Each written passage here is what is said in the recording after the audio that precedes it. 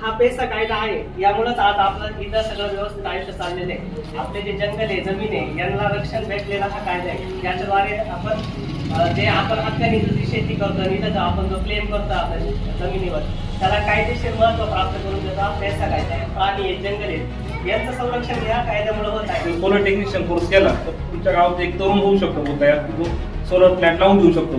त्याच्या मार्फत त्याला रोजगार भेटतो, 1-2 हजार रुपये त्याला भेटत जाते.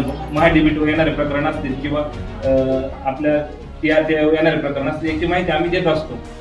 टेन्शन करून देतं त्याला. भोगोटादार वर्ग हे या अशा प्रकार भोगोटादार वर्ग 2च्या जमिनी म्हणून आपण उतार्यांवरती आपण पाहिलं असेल. पेसा कायदा येतो. पेसा कायद्यामुळं आपल्याला ग्रामपंचायतच्या मार्फत स्वतःच्या स्वशासन करण्याचा अधिकार आपल्याला मिळत असतो. छत्रपती शिवाजी महाराज की जय. संविधानाचे शिल्पकार